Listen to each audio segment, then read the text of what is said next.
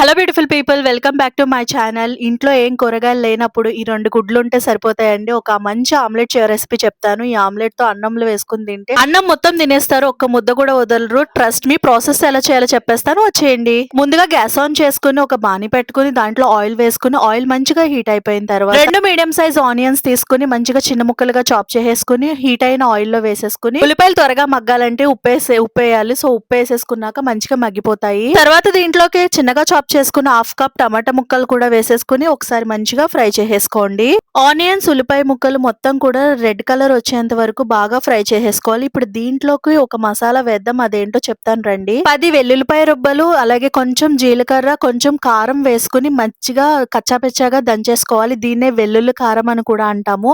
ఈ వెల్లుల్లి కారాన్ని ఇందులో వేసేసుకోవాలి. ఆనియన్స్ వాటిలో వేసేసుకుని మంచిగా ఫ్రై చేసేసుకోవాలి. దీంట్లోకి ఒక హాఫ్ టీ స్పూన్ పసుపు, అలాగే ఒక హాఫ్ టీ స్పూన్ కారం కూడా యాడ్ చేసుకుని ఒకసారి మంచిగా మిక్స్ చేసుకున్న తర్వాత దీంట్లోకి కొంచెం కొత్తిమీర కూడా యాడ్ చేసుకోవాలి.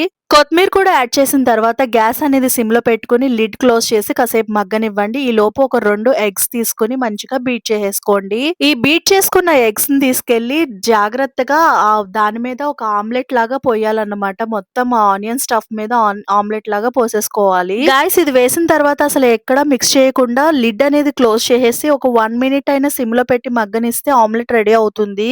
ఆమ్లెట్ అనేది ఒక వైపు మంచిగా కాలిపోయింది. జాగ్రత్తగా దాన్ని అంచుల నుంచి తిప్పి జాగ్రత్తగా ఇంకో వైపుకి తిప్పుకుందాము. మంచిగా ఆమ్లెట్ ని తిప్పేసుకుని రెండో సైడ్ కూడా 1 మినిట్ అలా కాలిపోతే గనుక ఎంతో టేస్టీగా ఉండే ఎంతో ఈజీ ప్రాసెస్ లో చేసేసుకునే మన స్పైసీ ఆమ్లెట్ అనేది రెడీ అయిపోతుంది. ఈ ఒక్క ఆమ్లెట్ వేడి వేడి అన్నంలో పెట్టుకుని తింటే ఇంకా కూర కూడా అవసరం లేదు, అంత టేస్టీగా ఉంటుంది. తప్పకుండా ట్రై చేయండి. Simple process.